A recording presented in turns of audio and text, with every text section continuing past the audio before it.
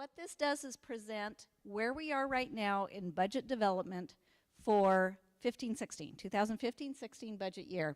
And something I like to say before I go to the next slide is at this time of year, our fiscal services department, basically what we're doing is we're taking last year's budget. What is our budget for whether it's a department or a division or an area, a service area? What is that budget? We're rolling it forward. You basically get the same thing as last year. Certain departments and divisions may want to move money from equipment to travel and conference or something like that. You can always move your money around, but basically the college budget and the district budget is the same.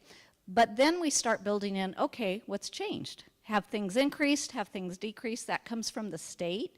And we start with the governor's January budget proposal. So this year, the governor proposed a number of things, and I'll start by saying that this is a good year as far as funding and money and resources at the state level. It's one of the best years that the state of California has seen in revenues in probably about 20 years. If you followed California, sometimes those revenues peak and valley and ride a roller coaster. So the state became very wise about 7 or 8 years ago and decided they can't just take more revenue and give it to all the agencies across the state in an ongoing manner. They have to be very judicial, and a lot of money they end up giving as one-time money. So then we have something we can do with in a one-time manner, but we can't do ongoing things with those. Surprisingly, even with the best budget in years, the state is only offering a 1.58% COLA, which is cost of living adjustment. And that's actually pretty low compared to things you've seen over the last 10 or 20 years. But they're saying for your ongoing needs, we're giving you a 1.58%. That only comes out to $750,000 for our college, our district, but we're thankful for that. They're also doing something unique. It's called an increase to base allocation, and that's at the state level. $125 million was designated. For our college, that would be almost $1 million. So that's a little more. That's unique. They've never given us money in that manner before. We don't really expect to see it again, but what it does is increase the base funding we get for being a college district. It's not per student, and it's not a COLA, and they gave it to us in this manner, a manner we haven't seen before, reasoning that we had certain expenses they need to help us cover, and it may not just be for cost of living, it may be for these other expenses. And so they targeted things like STRS and PERS increases, which are hefty to the district, and a FON, which is a faculty obligation number increase, where the state says to us, you need to hire this many faculty. This is your new obligation number. So when they tell us we have to hire more faculty, they're trying to provide funding to do that with. And also the PERS and STRS, if you're familiar, some of you have heard this so many times, but PERS being Public Employee Retirement System and STRS for the state teachers and a lot of our certificated faculty, they're just underfunded, especially STRS. So what has been 8.25% for the employer side of this cost forever is going to march up to 20% over 6 years. So it's a huge increase that the state is sending our way, and it's basically because they're underfunded at the state level. Likewise for PERS. So you can see 8.88% to 10.73 in 1 year alone. That's going to cost us $350,000 next year and every year thereafter. And likewise PERS, $100,000 increase next year and every year thereafter, and even more the following years. We'll talk about that.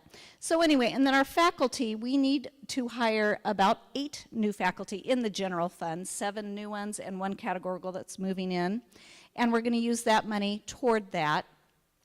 We also are hiring additional faculty and counselors that you may have heard of, but some of the counselors are funded out of a categorical, and one of the faculty right now, possibly 2, will be funded out of a categorical, which in this case was the Student Equity Plan and or SSSP. So we actually have more coming our way. But that's what we're using that increase in base allocation funding for.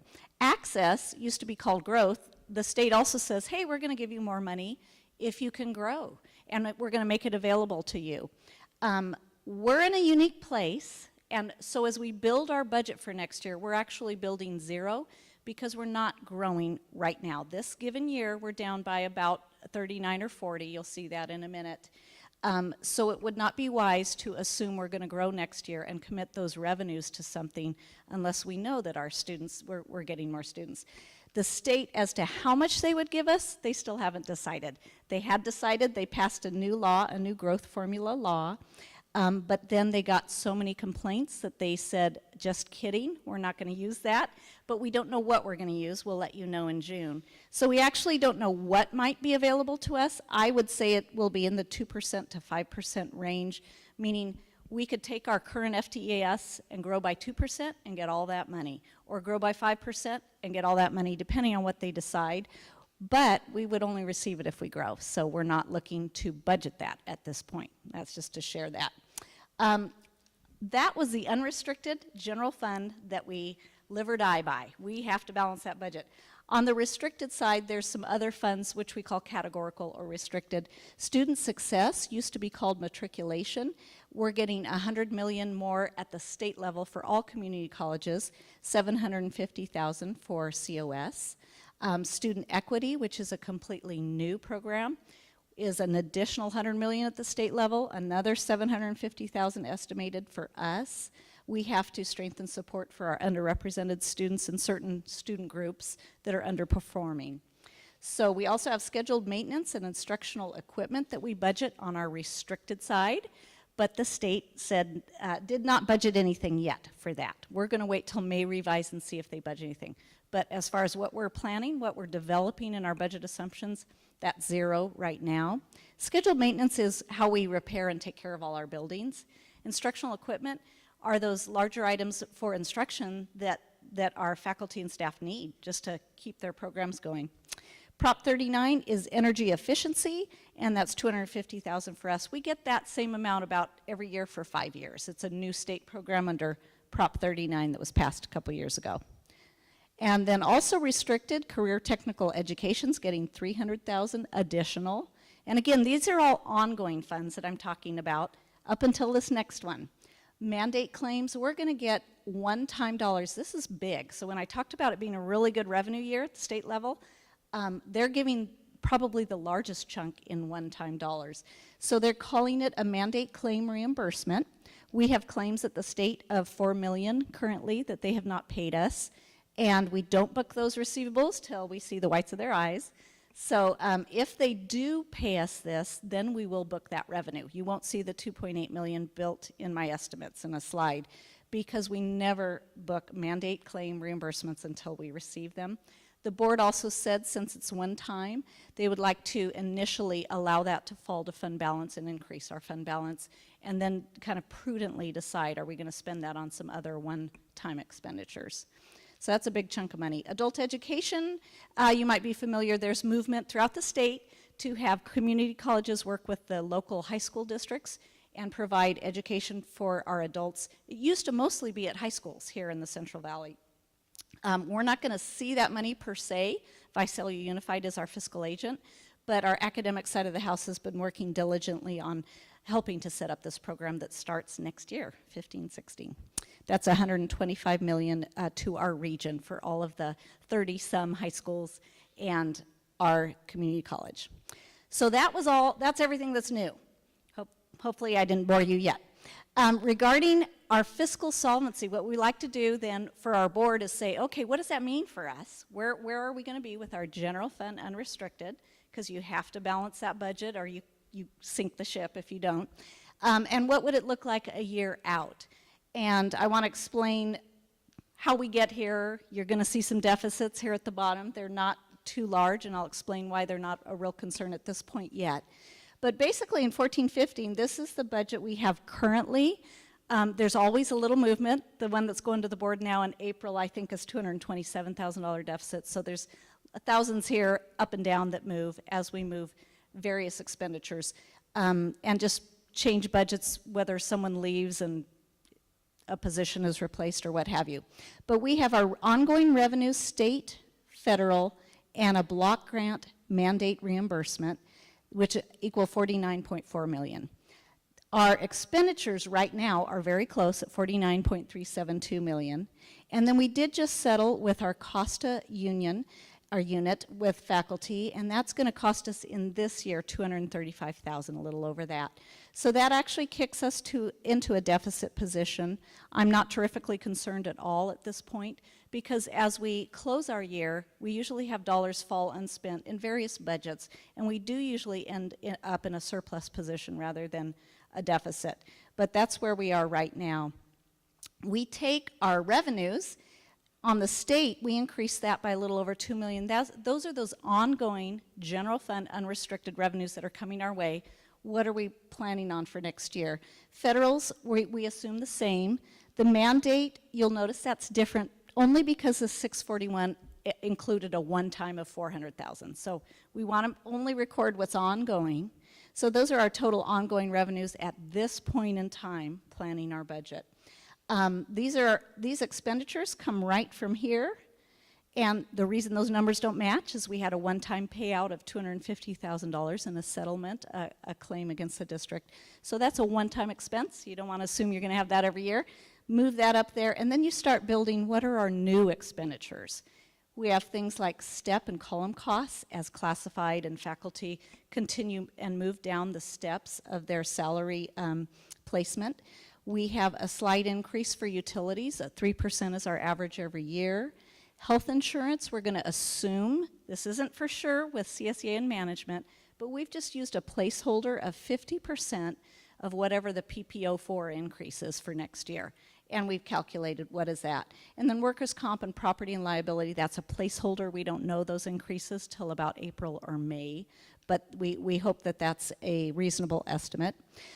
Costa, that was our settlement. I added another amount in here, the reason being, if you add those two together, those are now your ongoing total of close to $350,000 for basically the increase in health and the other agreements that were included with the Costa settlement. So moving them to our current cap. We have some solar savings with a solar project. That gives us a little savings we can claim this year and next. We have the PERS and STIRS increases we talked about. We have the new faculty. The reason that's not 8 faculty or $800,000 is we also get to reduce by the faculty retirements. And right now we know of 3. I actually think there might be a 4th coming our way, which is why right now I'm not concerned about that deficit, because that would correct that. We have costs of categoricals that had to be, they're kind of unique things one time that we had to move back to the general fund in an ongoing manner. And then, as you may have heard, we're going to hire a new provost for Tulare. Larry Dudo, who's there currently, is very affordable for our district because he had already retired. So he doesn't cost us much. When we hire the new full-time one, there will be a cost that we need to build into our budget. So there you go, all our new expenditures. This is not set in stone either. We have the May revise coming out. There's going to be changes that the governor sends our way. Even after May revise, they have changes that come our way in June as the state legislature adopts the budgets. So we don't know exactly how this will play out. The last portion is the fiscal department and I sit and work through all those account lines, and we find little things. We find insurance costs for our Aero program that we won't have next year, so that's gonna be to the good. The other thing that we're just looking at right now is, have we possibly overestimated our summer 2015? We'll talk about that in a second. So that would actually bring our revenues down. There's some things we need to iron out and refine as we adopt our budget. 16, 17, I won't go line by line, but basically suffice it to say we just assumed, what if we got a 2% COLA? Sounds like that could be generous because the state has not given us 2% in a while. But they give us other ongoing funds, so we think that's kind of a safe estimate. We're also assuming no growth. So if we can turn our ship around and start growing, then we could have more revenues with that. These are the automatic costs. This only assumes 1 more faculty, thinking we've reached our new obligation. Hopefully we don't have to hire a lot more. And that shows that we could be in a deficit situation.